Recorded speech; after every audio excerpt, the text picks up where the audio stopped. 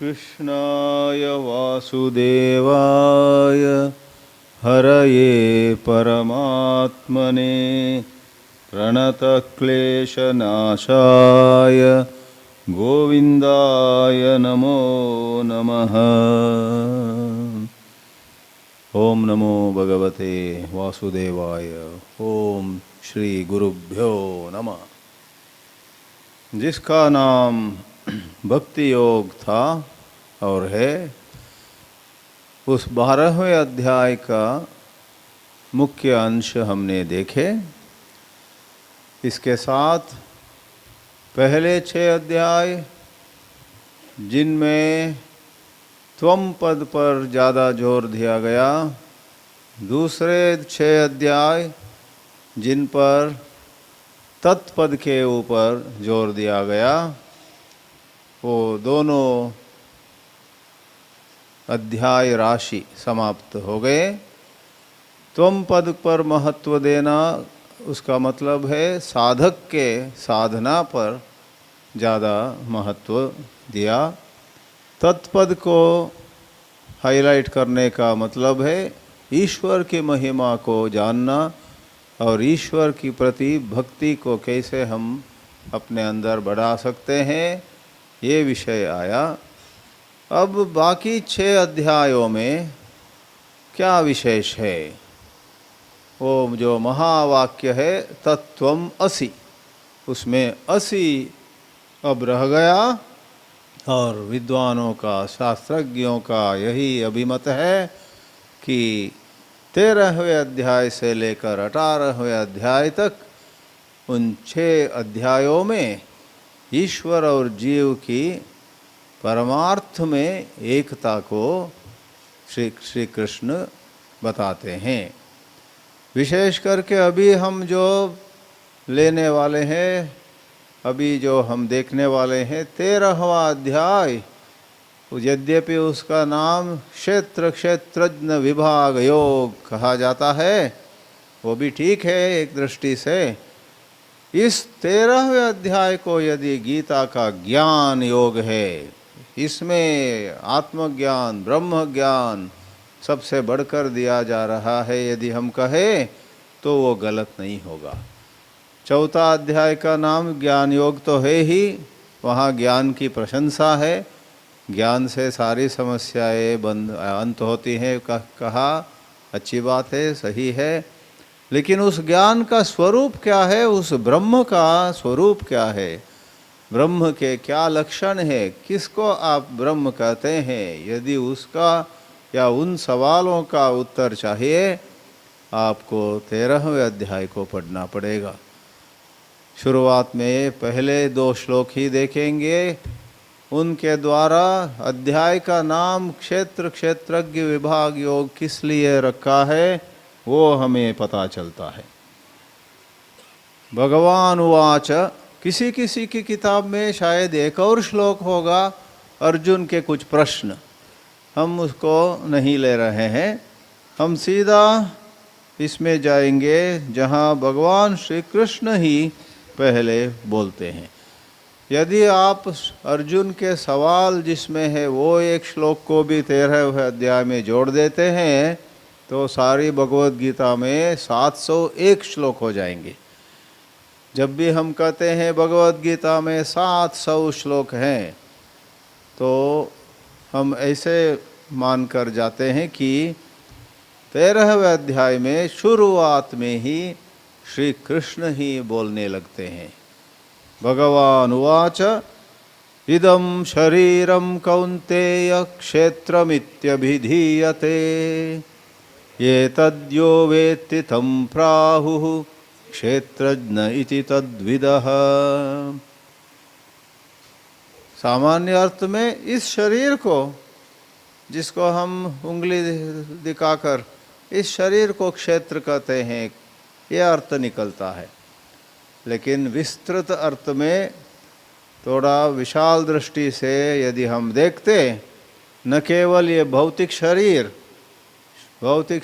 सूक्ष्म शरीर, और इन दोनों में सब कुछ, इंद्रिय आया, मन आया, अंतःकरण के चारों भाग आए, तो जिसको हम व्यक्तित्व कह सकते हैं, हमारे पर्सनालिटी।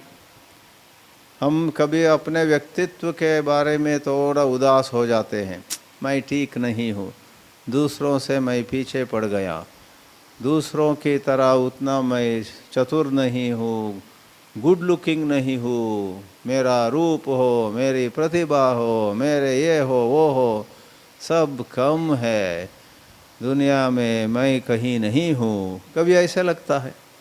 और कभी उसका विरुद्ध भी लगता है। कभी कभी हमको कुछ नशा चढ़ जाती है तो हम कहते हैं उस समय, अरे मुझसे बढ़कर और कोई है नहीं, मैं ही इंद्र हूँ, मैं ही चंद्र हूँ, मैं ही सबसे ज़्यादा खूबसूरत हूँ, मैं भी ज़्यादा गाना हो, नाचना हो, बोलना हो, खाना पकाना हो, कुछ भी हो, मल्ल युद्ध भी हो, मुझसे बढ़कर कौन है।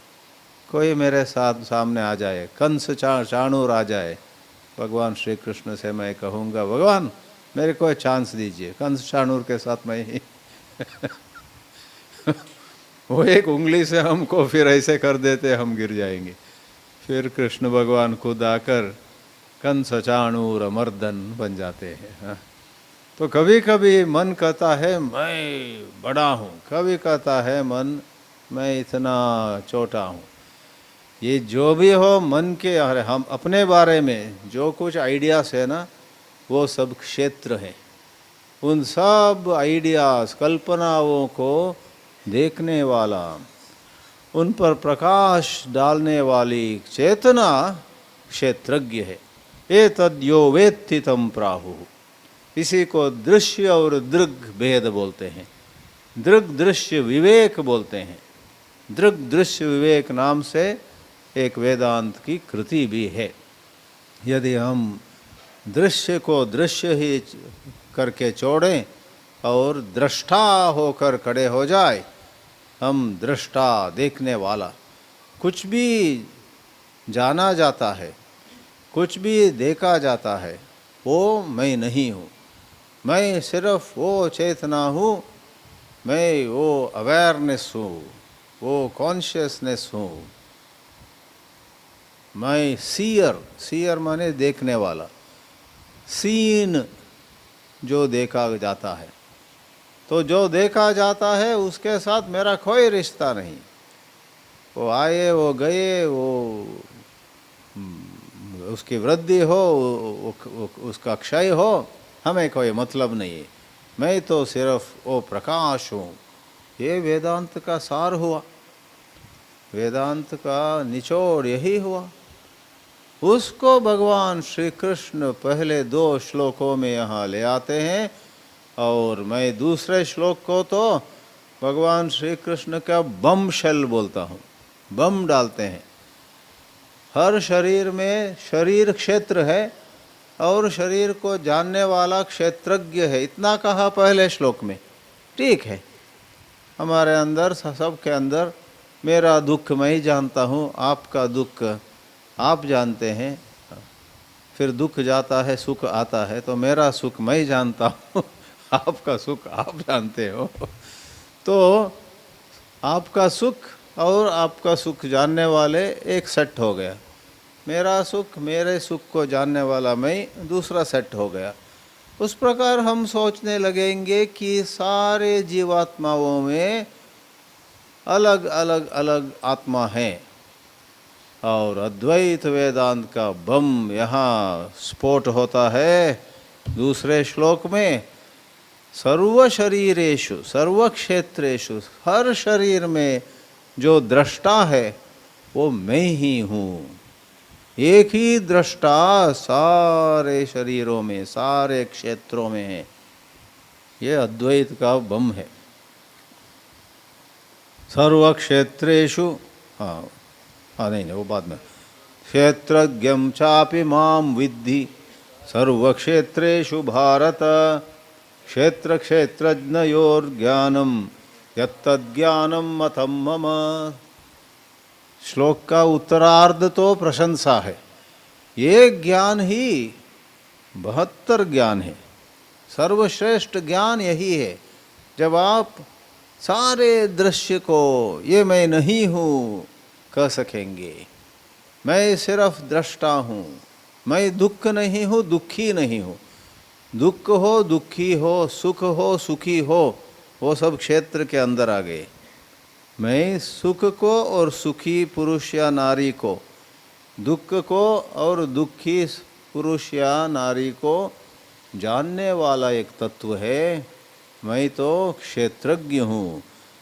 इस प्रकार ज्ञान आ जाए और साथ साथ वो जो तत्व है वो मुझमें एक, उनमें एक, इनमें एक, ऐसे बहुत नहीं है। सब के अंदर एक ही क्षेत्रज्ञ है, वो स्वयं कृष्ण परमात्मा है। मैंने इसको पढ़ा 1982 में। मैं आश्रम में ज्वाइन करने से पहले आत्मबोध पढ़ा। मेरा एक मित्र कॉलेज में, मित्र और मैं हर रोज़ सुबह कुछ 20-30 मिनट आत्मबोध पढ़ रहे थे गुरुदेव स्वामी चिन्मयानंद जी के कमेंट्री लेकर। उसमें ये सब था। तो मेरे मित्र जिसका नाम रामकृष्ण है, रामकृष्ण और मैंने पढ़ा और सोचा सब में एक ही आत्मा है। तो मतलब शंकराचार्य में भी वही आत्मा, महामति प्राणनाथ जी में भी वही आत्मा, देवचंद्र जी महाराज में वही आत्मा, सारे सिद्ध पुरुषों में वही आत्मा और मुझ में भी वही आत्मा। तो जब वो मुक्त हो गए, फटाफट मुफ्त में हमको भी मुक्ति मिलनी चाहिए। एक ही आत्मा है ना उनकी आत्मा और मेरी आत्मा एक ही हो तो उनकी आत्मा को मुक्ति मिली। वो बहुत तपस किए, उन्होंने बहुत साधना की, उन्होंने क्या क्या नहीं किया। हम तो खा रहे थे, पी रहे थे, सो रहे थे। लेकिन यदि आत्मा एक ही है सबके अंदर, शंकराचार्य जी की आत्मा को यदि मुक्ति मिली, देवचंद्र महाराज प्रभु की आत्मा को मुक्ति मिली, तो तुरंत मुझको भी मिलनी चाहिए।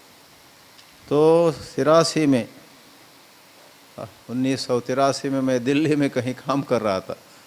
84 में आश्रम में मैं शामिल हो गया। तो 83 में वहाँ स्वामी ज्योतिर्मयानंद जी थे, स्वामी चिन्मय मिशन के। मैं एक दिन रविवार को सब अवकाश होने पर गया।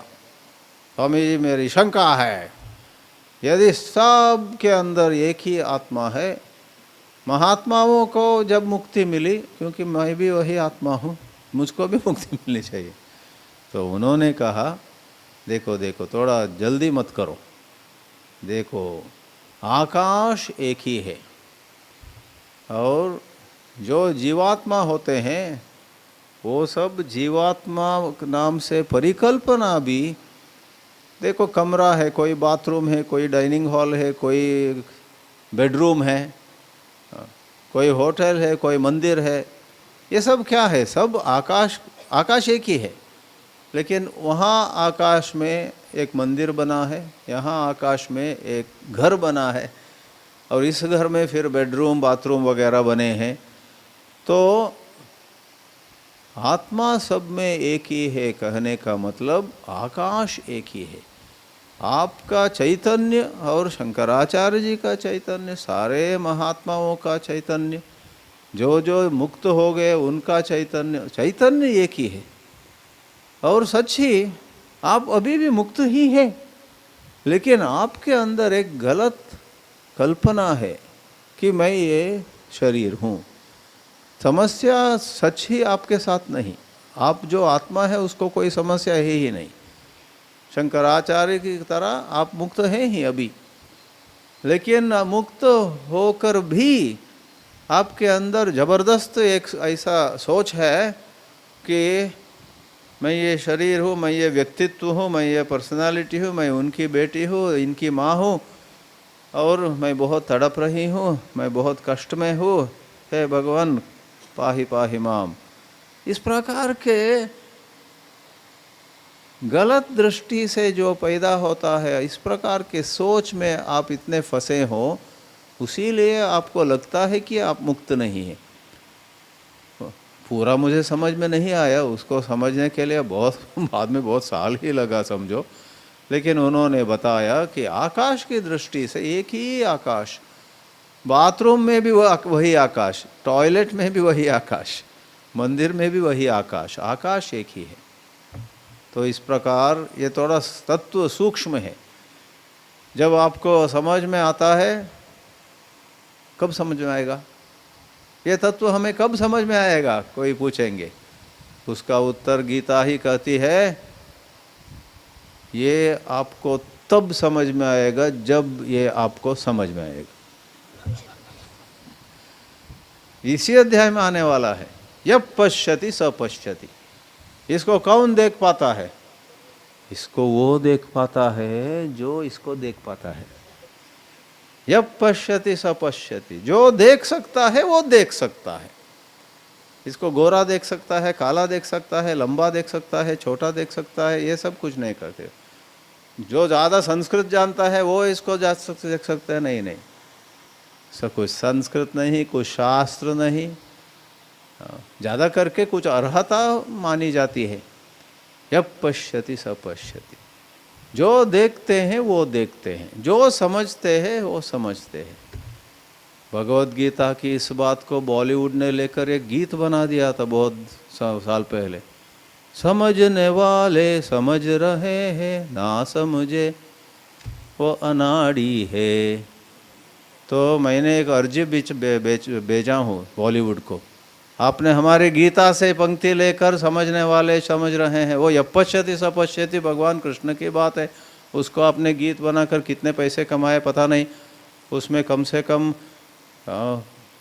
10% भेज दो आज ही। श्री कृष्ण प्रणामी साधनालय रायगढ़ में है, भेज दो। रॉयल्टी बोलते हैं ना, रॉयल्टी भेजना चाहिए। सिर्फ वो नहीं, गीता उपनिषद वगैरह से काफ़ी कुछ चीज़ है। ये कवियों ने बम्बई में बैठकर गीत बना के करोड़ों रुपए। हमारे अध्यात्म में अभी बोल देता हूँ, हमारा फेवरेट है वो। हमारे अध्यात्म में बहुत बड़ा सवाल है, मैं कौन हूँ, है ना, मैं कौन हूँ, इस बहुत बड़ा सवाल है, को हम। इसको लेकर किसी सिनेमा के निर्माता ने क्या किया मालूम है, उसको बहुवचन में रख दिया, हम कौन है। उसको थोड़ा मोड़ दिया, हम हैं कौन। फिर थोड़ा मिर्च मसाला डाल के, हम आपके हैं कौन।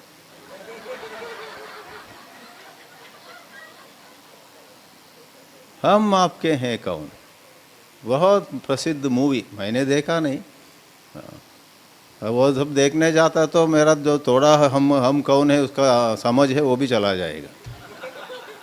हम अपने सवाल के साथ ही रहें, और उन्होंने जिस अर्थ में हम आपके हैं कौन वगैरह किया होगा वो उनके पास ही रहे। हमको हमारे जो समझ में मैं कौन हूँ का जो अर्थ है, उसका जो हमारा समझ है, उसमें गहराई में जाने का सवाल है, उसमें नहीं जाए। ठीक है, आज सुबह इस 13वें अध्याय में भगवान श्री कृष्ण बड़ी बड़ी बातें बोलने वाले हैं। मैं ही एकमात्र क्षेत्रज्ञ हूँ।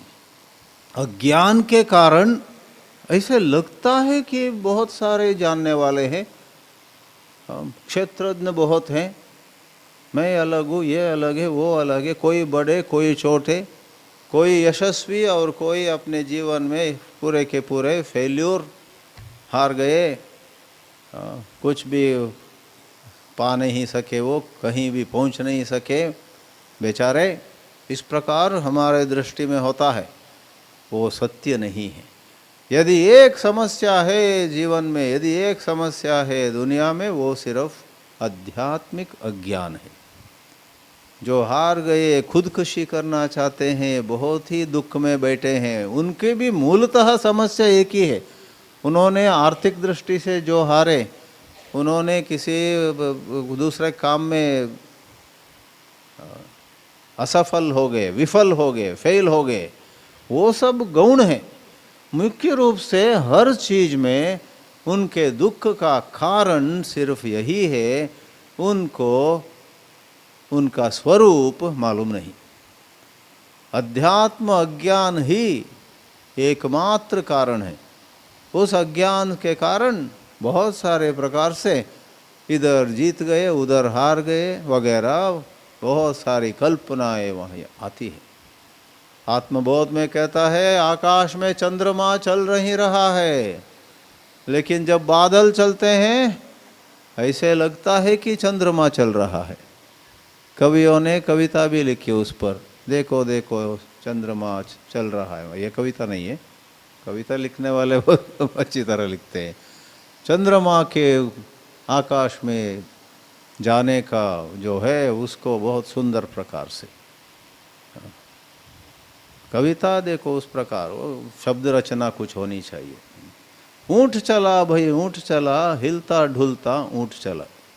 हमको हिंदी में सिर्फ वो कविता मालूम है, बच्चों का कविता है वो किसी कानपुर आईआईटी में एक प्रोफेसर के घर में बहुत दिन पहले वहाँ 6 साल की एक लड़की पढ़ रही थी, हिंदी सीख रही थी, तो दीवार पर भी ये ऊंट चला हिलता ढुलता ऊंट चला लिखा, तो बहुत अच्छा लगा मुझको। हाँ ठीक है, तो चंद्रमा चल रहा है, लेकिन आत्मबोध कहता है चंद्रमा कहाँ चल रहा है, बादल चल रहे हैं, तो वो एक भ्रम है।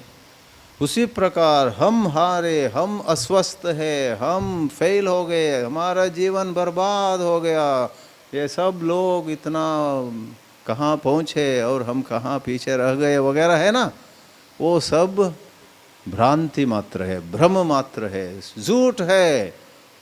आप नित्य मुक्त है, ये वेदांत का अनबिलीवेबल सत्य है। इस पर विश्वास करना मुश्किल होगा, कैसे हो सकता है?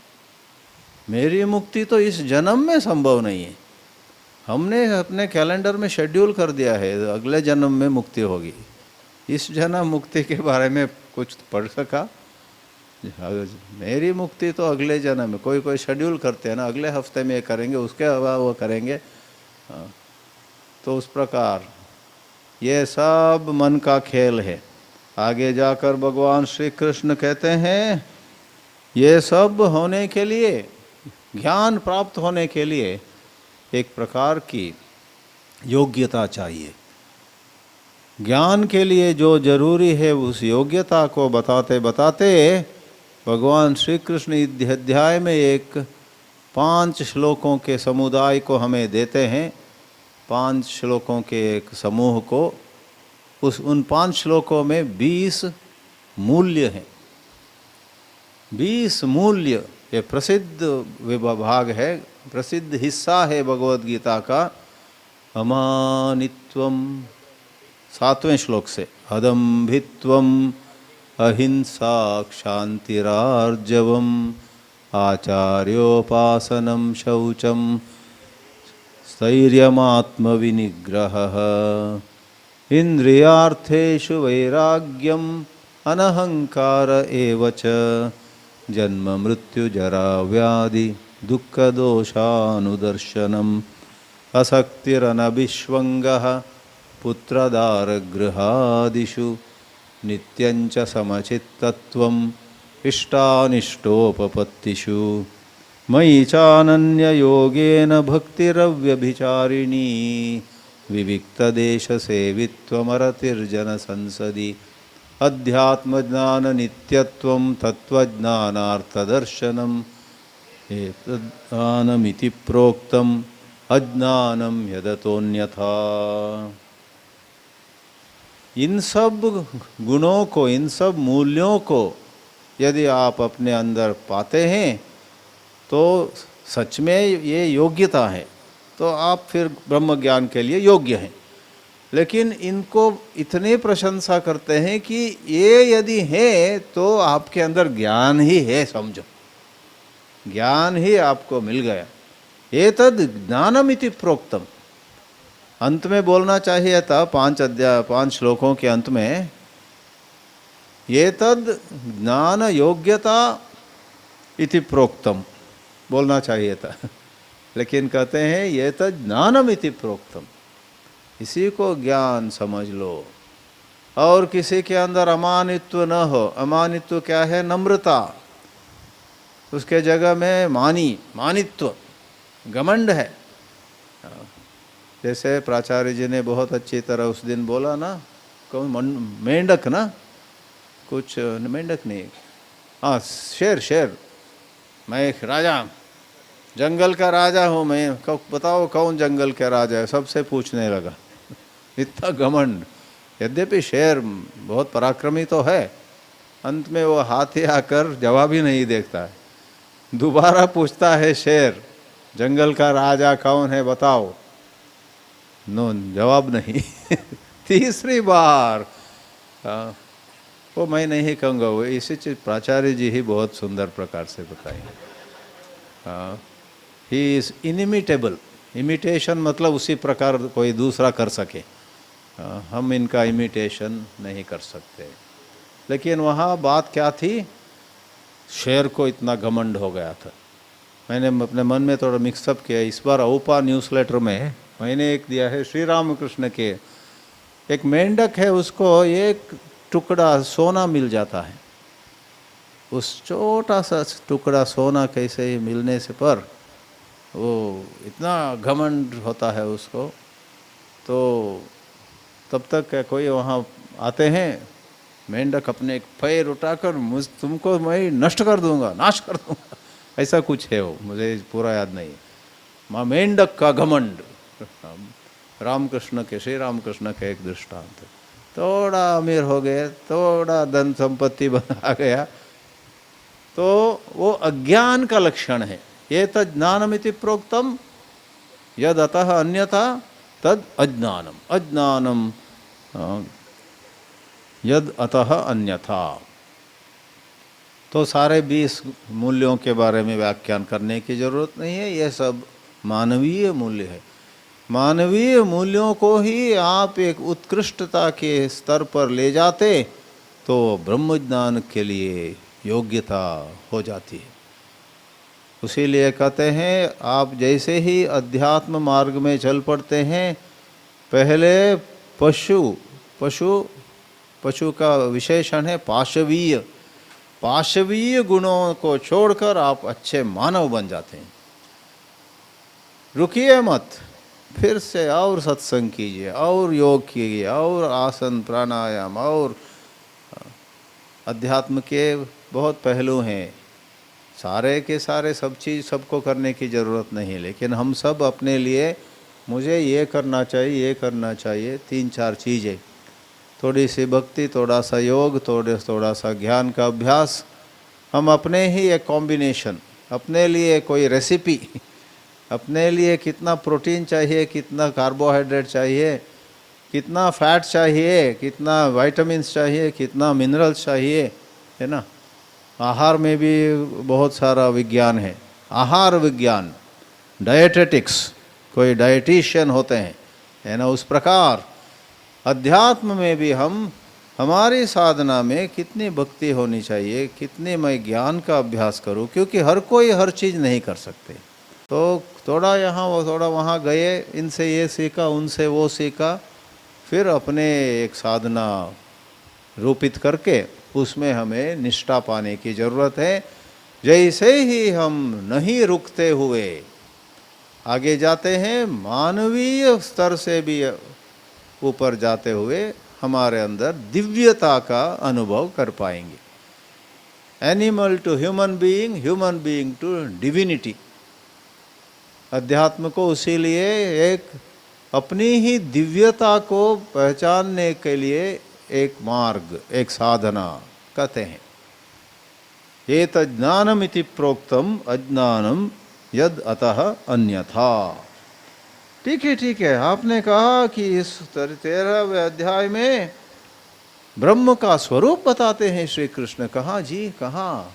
ऐसे पूछते तो मैं आपको ले जाऊंगा सीधा 16वें श्लोक में।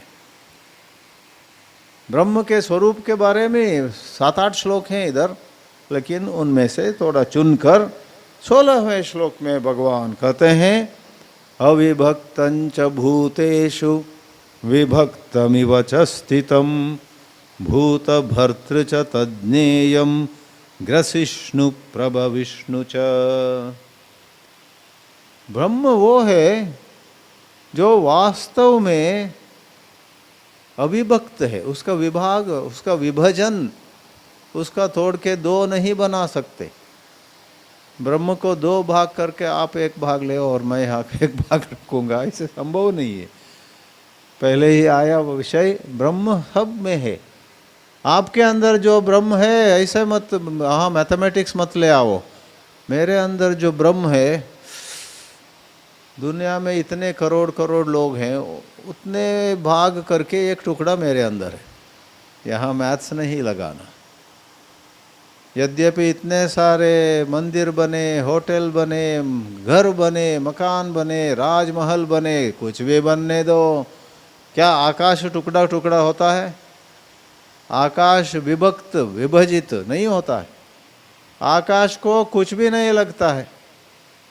आप तलवार लेकर ऐसे ऐसे घुमाओ, तलवार लेकर मैं आकाश को आज काट काट दूंगा थोड़ा 10 मिनट के बाद आप थक जाएंगे और गिर पड़ेंगे। हाँ, पानी पानी कहाँ मिलता है बोलेंगे आकाश को आप काट नहीं सकते। और ब्रह्म की अपेक्षा आकाश भी स्थूल है, ब्रह्म आकाश से भी सूक्ष्म है। तैत्रेय उपनिषद में प्रसिद्ध भाग है, आकाश से ब्रह्म से आकाश आता है। ब्रह्म से तो आकाश का बाप है ब्रह्म ब्रह्म से आकाश आता है, आकाश से वायु, वायु से अग्नि, अग्नि से जल, जल से पृथ्वी, पृथ्वी से औषधया। तस्माद्वा एतस्मादात्मन आकाश संभूतः आकाशाद् वायुः वायोरग्निः अग्निरापः अद्भ्य पृथिवी पृथिव्या औषधयः औषधिभ्योन्नम अन्नात् पुरुषः। ब्रह्मानंद वल्ली में एक मजेदार क्या बोलना चाहिए, मजेदार मीन्स फनी नहीं, शानदार शानदार ठीक रहेगा, बहुत शानदार। सत्यम ज्ञानम अनंतम ब्रह्म, तैत्रेय उपनिषद का ब्रह्मानंद वल्ली कथा है। ब्रह्म का स्वरूप है सत, चित और अनंत, और उस ब्रह्म से जो आत्मा भी है, उस आत्मा से तस्माद् वा एतस्माद् ब्रह्मणः सूचित है आत्मनः, तस्माद् वा एतस्माद् आत्मनः आकाश संभूतः, आकाश से वायु वगैरह। तो आकाश को ही आप काट नहीं सकते, ब्रह्म की बात ही नहीं है। तो ब्रह्म हमेशा अविभक्त है, उसका विभाजन हो नहीं सकता। भारत विभाजित होकर पाकिस्तान भारत हो गया, फिर पाकिस्तान विभाजित होकर पाकिस्तान बांग्लादेश हो गया, और भारत को फिर विभाजन करने के लिए कुछ विकेड फोर्सेस, दुष्ट शक्तियाँ कोशिश कर रही हैं, लेकिन वो हारेंगी।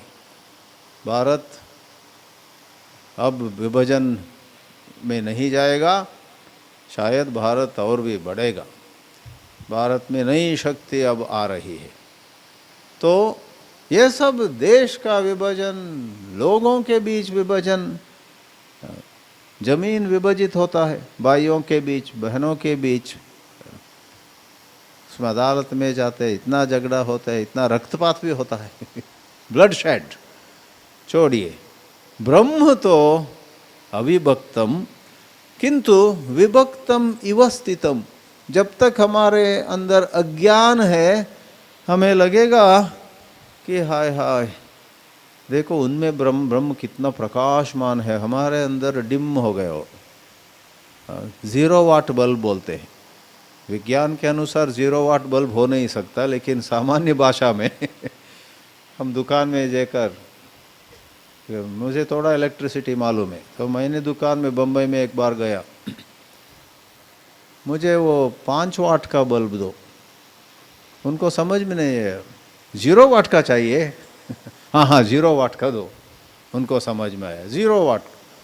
टेक्निकली 0 वाट मतलब प्रकाश नहीं आ सकता है, लेकिन पॉपुलर लैंग्वेज में वो छोड़ दो, विज्ञान और सामान्य भाषा, in layman's language they call it. Layman means सामान्य मनुष्य, जिनको कुछ विज्ञान, कुछ इलेक्ट्रिक इंजीनियरिंग वगैरह मालूम है, वो थोड़ा, जैसे रेडियो, मैं रेडियो सुन रहा था, technically not correct, radio receiver सुन रहा था, वो सब है कुछ छोटे छोटे, हर विद्या में है वो, हर सब्जेक्ट में, हिस्ट्री हो, इकोनॉमिक्स हो, शास्त्र भी हो, अध्यात्म शास्त्र भी। जो शास्त्र पढ़े हैं उनको किसी किसी शब्द का अर्थ सही ढंग से मालूम रहता है। जिन्होंने शास्त्र नहीं पढ़ा है वो ऐसे ही सब मिक्सअप कर देते हैं। ठीक है, ब्रह्म किसी में ज़्यादा प्रकाशमान है, ब्रह्म यहाँ पर उतना प्रकाशमान नहीं है, ये सब अज्ञान दृष्टि है। भूतवर्चित तज्ञेयम। और एक और कहा अगले श्लोक में ही, बहुत सुंदर श्लोक है, ज्योतिषामपि तज्ज्योति तमस परमुच्यते। 17वां श्लोक। ज्ञानम ज्ञेयम ज्ञानगम्यम हृदि सर्वस्य विष्टितम। बहुत जगह भगवान श्री कृष्ण कहते हैं कि ब्रह्म या खुद श्री कृष्ण, कृष्णस्तु भगवान स्वयं कहाँ रहते हैं? सबके हृदय में ही रहते हैं। 15वें अध्याय में सर्वस्य चाहम हृदि सन्निविष्टः। 18वें अध्याय में आएगा ईश्वर सर्वभूतानां हृदय अर्जुन तिष्ठति। लेकिन इस 13वें अध्याय में हृदि सर्वस्य स्थितः, स्थितः को वी जोड़ दिया तो कुछ संधि, नॉट संडे रूल्स, संधि रूल्स। संधि रूल्स से क्या होता है? वी प्लस स्थितः बिकम्स विष्टितः। जैसे स्थान, प्रति प्लस स्थान प्रतिष्ठान, सम प्लस सद संसद, लेकिन परि प्लस सद परिषद। सो स श हो जाता है और त ठ हो जाता है। ये संधि समास वगैरह में क्या क्या नहीं होता है पता नहीं चलता। श्रीमत् शंकर, संधि करने पर श्रीमच्छंकर, श्रीमच्छंकर, कल वो आया था। त्यागात शांति ही, संधि करने पर त्यागात शांति ही। तत् प्लस च तच्च, तो ये संधि हैं। यहाँ संधि आया क्या? यहाँ शायद नहीं आया। ज्योतिषा विष्टितम, हृदय सर्वस्य विष्टितम, वी प्लस स्थितम। सबके हृदय में ये ब्रह्म है, तो ब्रह्म को ढूंढते कहीं जाने की आवश्यकता नहीं है। यदि ब्रह्म को ढूंढना है अपने अंदर ही देखो, अंतर्मुख हो जाओ। अंतर्मुख हो जाने की उसका अर्थ ये नहीं कि आप सबको किसी चीज़ में उत्साह नहीं दिखाते हुए सुबह से दोपहर तक कुछ भी काम के लिए कोई बुलाए, मैं आजकल अंतर्मुख हूँ, मुझे मत बुलाओ काम के लिए। और 12:30 बजे घंटी बजती है, भोजन का समय है, खाने के लिए आओ। मुस्कुराते हुए उठ गए, सबसे पहले हाजिर। अच्छा, अभी आप अंतर्मुख नहीं है। नहीं, थोड़ा हर चीज़ को थोड़ा गैप देना चाहिए। अभी मैं भोजन के समय थोड़ा बहिर्मुख हो जाऊंगा और सारे आइटम जल्दी परोसी है मुझे। एक शिष्य था, बहुत क्या बोलते हैं, ऐसा शिष्य था, गुरु से, गुरु के पास आया, गुरु जी मैं आपके पास रहकर सब सीखना चाहता हूँ, मुझे शिष्य के रूप में स्वीकार करो। गुरुजी ने स्वीकार किया। अगला दिन सुबह ही, गुरुजी थोड़ा बुजुर्ग थे तो पूजा कर रहे थे, शिष्य को बुलाया, शिष्य थोड़ा पानी ले आओ। गुरुजी पानी कैसा होता है, क्या पानी नाम से क्या होता है, मुझे अंदाजा नहीं है। चलो कोई बात नहीं। तो गुरुजी खुद जाके, वो वृद्ध जाके पानी ले आए पूजा करने के लिए। शिष्य को बुलाया, अरे बेटा जाके जो फूल ले आओ। गुरुजी वो मैं नहीं कर सकता हूँ, क्योंकि मेरी माँ कहा करती थी कि जहाँ फूल है वहाँ कांटे भी होते हैं, मुझे डर है। हाँ ठीक है। गुरुजी खुद जाकर फूल ले आए, गंध ले आओ, कुमकुम ले आओ, क्या बोलते हैं उसको, कर्पूर ले आओ, पूजा की सामग्रियाँ, घंटी ले आओ, दूसरे कमरे में है। हर चीज़ कुछ ना कुछ बहाना। गुरुजी ये तो मुझसे नहीं हो सकता है। तो गुरुजी ने फिर नैवेद्य वगैरह दे के भगवान को प्रसाद तैयार हुआ।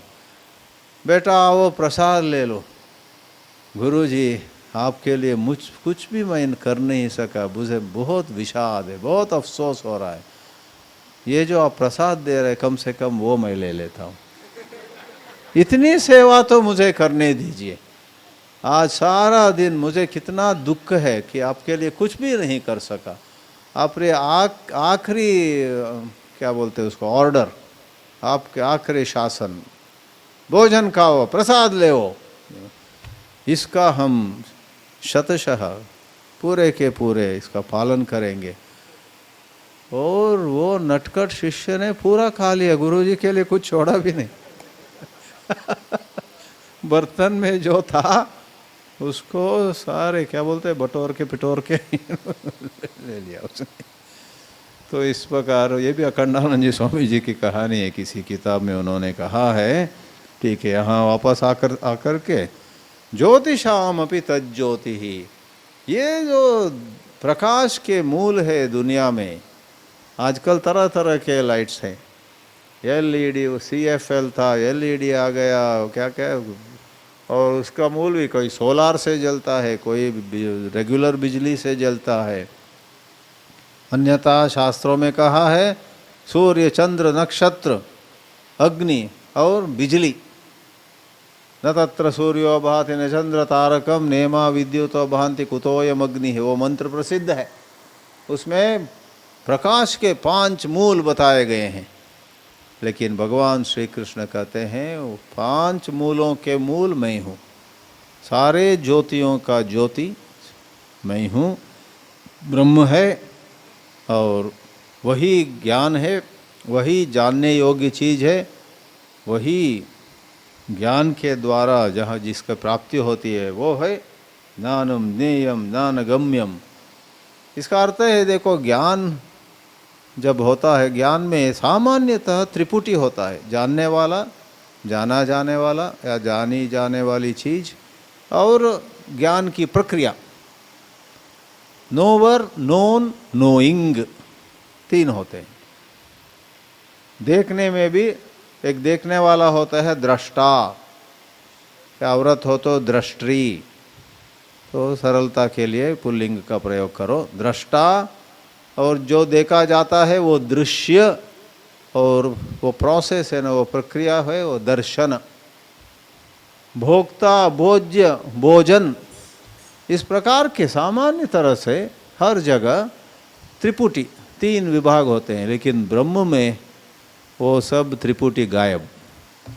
ब्रह्म ही ज्ञाता है, ब्रह्म ही ज्ञेय है, ब्रह्म ही ज्ञान है, ब्रह्म ही ज्ञान गम्य है, सदि सर्वस्य विष्टितम।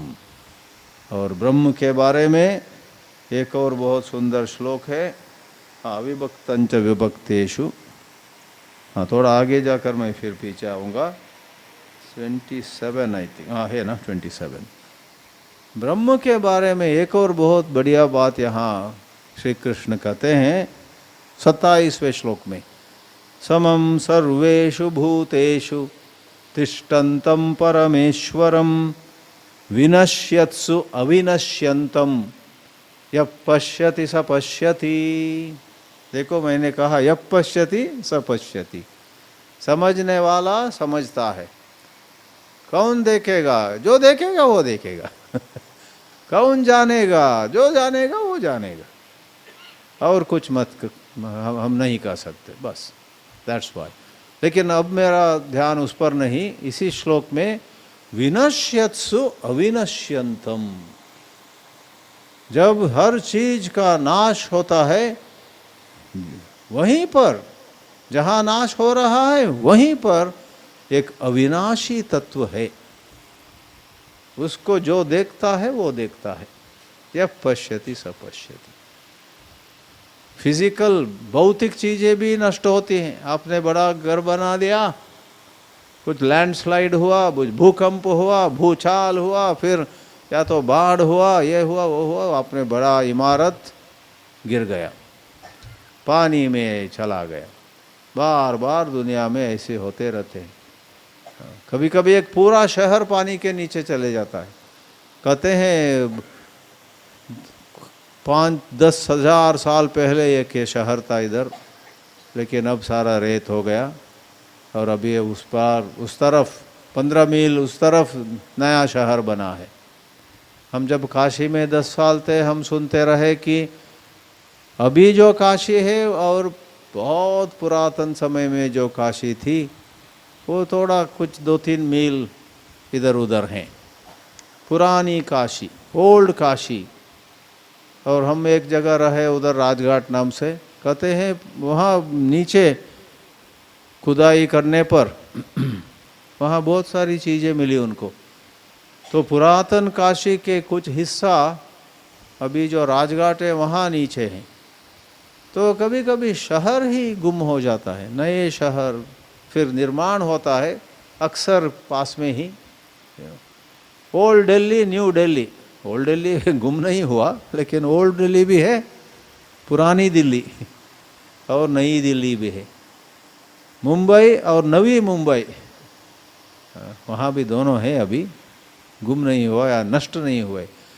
नष्ट होते समय भी जो अविनाशी रहता है, संबंधों में भी समझो आप किसी से 20 साल से 25 साल से मित्र रहें, लेकिन एक गलतफहमी हुई, कुछ ऐसी बड़ी गलतफहमी हुई, आप अब एक दूसरे से बात नहीं करते, एक दूसरे के क्या बोलते हो, एक दूसरे को देखना भी नहीं चाहते। वो इधर से आ रहे हैं तो आप इधर से चले जाएंगे, वो किसी पार्टी में आ रहे हैं तो आप नहीं जाएंगे, कुछ बहाना देकर पहले ही पूछ लेते हैं जो आपको बुला रहे हैं, अच्छा कब है पार्टी, शुक्रवार शाम को, अच्छा बहुत कुछ है, हम शुक्रवार हम आ सकेंगे, लेकिन बताइए कौन कौन आ रहे हैं। और जब वो बोलते हैं ये आएंगे वो आएंगे, नाम दिए, अच्छा बड़ी ओ सारे मेरे मित्र आ रहे हैं तो मुझको तो आना ही पड़ेगा। कि अंदर अंदर से वो मेरा दुश्मन आ रहा है, मेरे दुश्मन को ये बुला रहे हैं। अंदर अंदर से आप तय करते हैं कि हम वहाँ पास भी नहीं जाएंगे, तो तुरंत नहीं बोलेंगे। लोग हर जगह इतना ड्रामा करते हैं, फ़ोन कॉल पर अवश्य आएंगे, सबके पहले हम ही उधर अपने को पेश करेंगे। देखिए बाद में तय करके उस दिन दोपहर को एक आजकल क्या बोलते हैं SMS था, आजकल व्हाट्सएप, एक व्हाट्सएप मैसेज।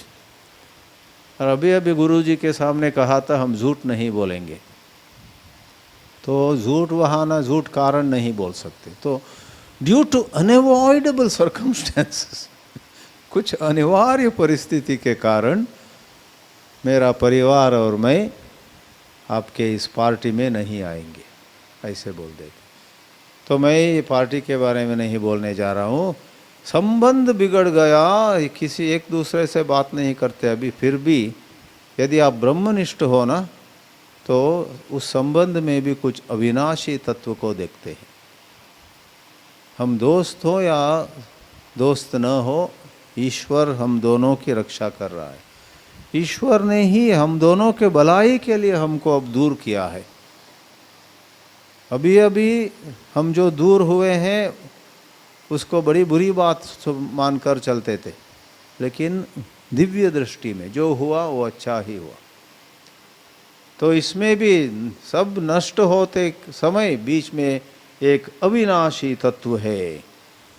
पहले वही ईश्वर की कृपा हम दोनों को दोस्त बनाकर साथ रखे थे या रखा था, और अब उसी दिव्य शक्ति ने हम दोनों को दूर करके दोनों की रक्षा कर रही है। तो वो शक्ति नष्ट नहीं हुई, ईश्वर की कृपा नष्ट नहीं हुई, दूसरी प्रकार से काम कर रही है। वो भी इसका अर्थ निकलता है, इस अर्थ उस रूप से भी निकलता है, विनश्यत्सु अविनश्यंतम। और एक और इस अध्याय से कहा जाए 24 और 25वें श्लोकों में साधना के कई रूप यहाँ बताए गए हैं। साधना, ध्यानेनात्मनि पश्यन्ति केचिदात्मानमात्मना, अन्ये सांख्येन योगेन कर्मयोगेन चापरे, अन्ये त्वेवमजानन्तः श्रुत्वा अन्येभ्य उपासते, तेऽपि चातितरन्त्येव मृत्युम श्रुतिपरायणाः। 4-5 साधनाएं। वो क्या बोलते हैं उसको, उत्तम अधिकारी लोग, जिनकी योग्यता ज़्यादा है, उन्होंने काफ़ी श्रवण मनन भी कर चुका है, वो ज़्यादा समय ध्यान में ही समय बिताते हैं, ज़्यादा समय ध्यान में ही। उस प्रकार ध्यान करने की योग्यता उनके अंदर है। हम लोग उस प्रकार ध्यान में ज़्यादा बैठने का कोशिश करते तो नींद आएगी और हमारे कर्राटा बोलते हैं उसको, हाँ, हमारे बहुत संगीतमय कर्राटे से दूसरे किसी को नींद नहीं आएगी। तो हाथ जोड़ के सब लोग हमसे कहेंगे ये जो ध्यान शुरू किया है ना आपने, बहुत अच्छी बात है, लेकिन रात को हम जब सो रहे हैं उस समय मत करो आपके ध्यान से हम लोगों को नींद नहीं है, हमारा ध्यान कहीं नहीं पहुंचेगा, ध्यान बेकार हो जाएगा। लेकिन कोई कोई ध्यानेन आत्मानम आत्मनि पश्यन्ति, अन्ये सांख्येन योगेन, सांख्य योग अध्ययनात्मक है, आत्मा क्या है, अनात्मा क्या है, चतुर्विंशति तत्व क्या है, पंचभूत क्या है, पंच इंद्रिय क्या है, पंच प्राण क्या है, मन बुद्धि चित्त अहंकार क्या है, प्रधान क्या है, पुरुष क्या है, बंधन क्या है, मुक्ति क्या है, इस प्रकार के सैकड़ों सवालों को लेकर पढ़ना, अध्ययन करना, संख्येन योगेन। और कोई ध्यान भी नहीं कर सकते, नींद आती है, और पढ़ भी नहीं सकते हैं, वो किताब पर गिर जाते हैं। हाँ, तो और क्या करें? कर्मयोगेन, कर्मयोग भी बहुत बढ़िया एक साधना है। आप सेवा करो, लोगों की सेवा, वो एक कर्मयोग का पहलू है। और ईश्वर की आराधना, क्योंकि पूजा भी कर्म है, जप भी कर्म है, हवन होम यज्ञ कर्म है। जहाँ आपको सामान ले आना, सामग्री ले आना पड़ता है, आप फिर मंत्र बोलते हैं, आप खड़े होते हैं, प्रदक्षिण करते हैं, फिर बैठते हैं, पूजा की सामग्रियों को साफ करते हैं, मूर्ति वूर्ति हो तो मूर्ति को आप अभिषेक देते हैं, उसको फिर पोंछते हैं। तो पूजा में बहुत सारा कर्म है भाई। और यदि आप पूजा को किसी स्वार्थ के लिए नहीं, लेकिन आध्यात्मिक कल्याण के लिए, देखो बड़ा घर, अच्छी गाड़ी, ये वो मांगना वो प्रापंचिक है।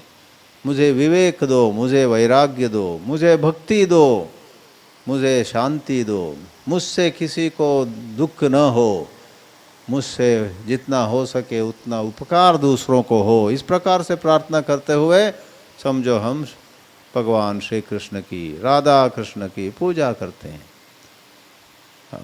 पूजा में वो षोडशोपचार वगैरह है, आप यहाँ पर अपने ही ढंग से बहुत सुंदर, बहुत मधुर भजन गीत कीर्तन वो सब गाते हुए आपकी सुबह की आरती, शाम की आरती, बीच में भी तरह तरह की जो उपासना है, बहुत ही अच्छे हैं। वो कर्म है, वो कर्मयोग है। लेकिन यदि वो करते समय आप कुछ प्रापंचिक चीज मांगते हैं तो वो सकाम कर्म हो गया। कर्म योग क्या है? कुछ कर्म जिससे आपका आध्यात्मिक प्रगति हो, धन दौलत नहीं।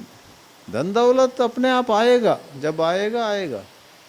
आप धन दौलत के खिलाफ भी नहीं है, ऐसा नहीं है कि आपको धन दौलत से एलर्जी है, ऐसी बात नहीं है। तो कोई कोई मठ, कोई कोई आश्रम, कोई कोई आध्यात्मिक केंद्र काफ़ी बढ़ती जाती है, बढ़ता जाता है केंद्र, उसके ज़मीन हो, कुछ प्रॉपर्टी हो, सेवा के लिए। यदि वहाँ के साधु ब्रह्मचारी सन्यासी लोग निस्वार्थ भाव से वो करते हैं और भी उसको एक्सपांड करते हैं, वो कर्मयोग ही है, क्योंकि लोक को उपकार उससे होता है। जब लोक का उपकार होता है वो कर्म योग है। अन्य सांख्येन योगेन कर्मयोगेन च अपरे। और कुछ लोग होते हैं जो कर्मयोग भी नहीं कर पाते हैं, उनमें स्वाभाविक प्रवृत्ति नहीं होती है, पता नहीं क्यों, उनको मन नहीं लगता उसमें। तो श्री कृष्ण ने एक और उपाय बताया 25वें श्लोक में, अन्ये तो एवं अजानन्तः। अजानन्तः का अर्थ है नहीं जानते हुए, नहीं समझते हुए, उसमें मन नहीं लगा पाते हैं वो। तो ध्यान में मन नहीं लगता है, योग में नहीं लगता है, सांख्य में नहीं लगता है, कर्म निष्काम कर्म में नहीं लगता है, क्या करें वो? श्रुत्वा अन्येभ्य उपासते, जो कर्मयोग कर रहे हैं उनके पास रहो, उनकी संग करो, उनके कंपनी में रहो।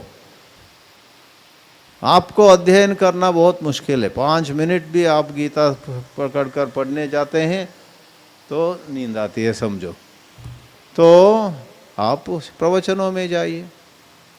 हाँ, प्रवचन में भी नींद आती तो नहीं, उसके लिए कुछ दूसरे उपाय है। प्रवचन में क्यों नींद आती है मालूम है? कभी कभी आप पिछले रात को काफ़ी सोए नहीं, और शायद आप ऐसे प्रवचन में गए हैं वो विचार थोड़ा बहुत ही ऊंचा है, फिर बहुत ही सिद्धांत वगैरह, तो आप अपने रुचि के प्रवचन में जाते तो किसी किसी को बहुत वेदांत अच्छा नहीं लगता है, वो भक्ति हरि कथा में जाते हैं, किसी किसी को हरि कथा में नींद आती है। तो अपने स्वभाव को समझना जरूरी है।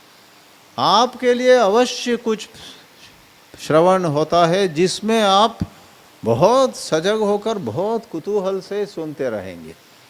ऐसे विषय, ऐसे सत्संग में ज़्यादा भाग लीजिए।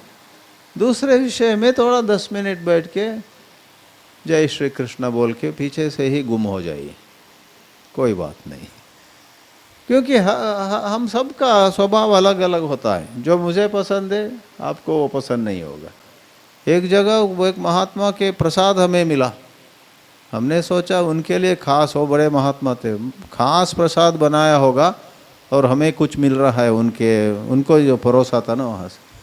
फिर हमने खाने लगे, आंखों में आंसू आ गए, क्योंकि इतना तीखा था, छोड़ दिया उधर ही महात्मा का प्रसाद को वहीं से नमस्कार। तो कोई कोई बड़े महात्मा भी, यद्यपि उनका काम सब बहुत अच्छा काम, लोक के उपकार का काम, बट उनका फूड हैबिट, आहार की उनका आदत ना, बाप रे, कोई ये होता है। तो हर चीज़ में, आहार हो, आपके सब्जेक्ट हो, हर चीज़ में आपकी रुचि होती है। श्रुत्वा अन्येभ्य उपासते तेपि च अतितरन्त्येव मृत्युम श्रुतिपरायणाः। जो इस प्रकार न कर्मयोग, न ध्यान योग, न ज्ञान योग किसी में नहीं है, लेकिन वो श्रवण योग में है। जब भी कुछ अच्छा सुनने को मिलता है, सुअवसर प्राप्त होता है, वो वहाँ जाके बैठ जाते हैं, ठीक है इनसे सुनेंगे। तो आधा काम वो प्रवचनकार करते हैं, आपका आधा काम बच गया। आधा काम प्रवचनकार ही विविध रीति से, अनेक प्रकारों से आपको उस विषय को इंटरेस्टिंग बना देते हैं, रोचक बना देते हैं। हमारे स्वामी चिन्मयानंद जी हास्य करते थे और अपने आवाज़ को कभी कभी इतनी ऊंची करते थे और एकाएक मौन में जाते थे। एक बार मद्रास में, चेन्नई में उन्होंने जोर आवाज़ से कुछ कहा और सडनली एकाएक कुछ नहीं कहा और हिले भी नहीं, ऐसे ही रहे पूरा 1 मिनट।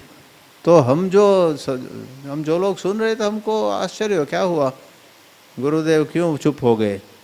फिर उन्होंने कहा, मैं इसलिए बोलना बंद किया 1 मिनट के लिए ताकि जो नींद में गए हैं वो उठ सके, वो जाग सके।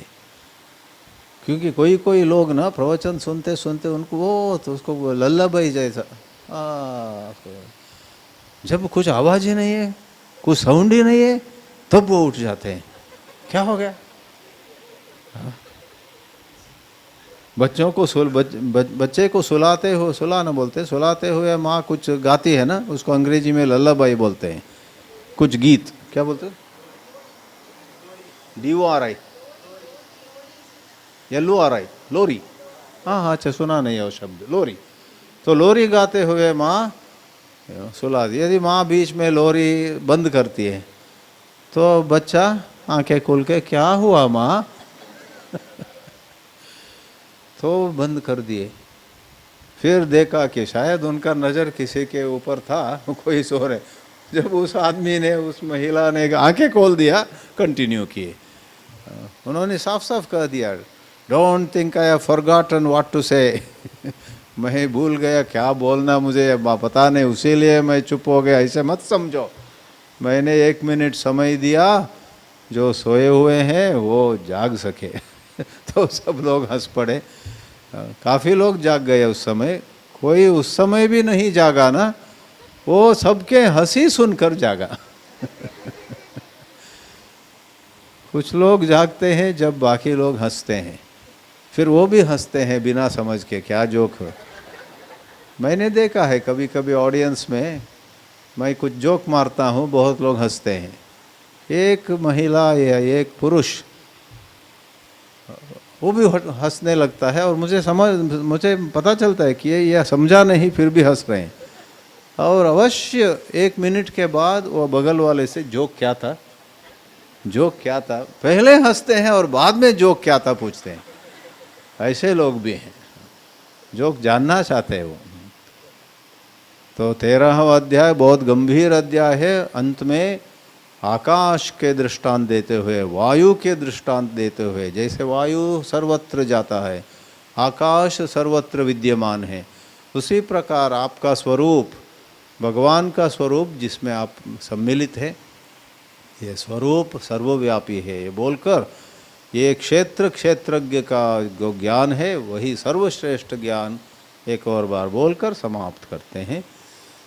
अगले सत्र में हम गुणत्रय विभाग योग के कुछ झलक देखेंगे। ओम नमो भगवते वासुदेवाय।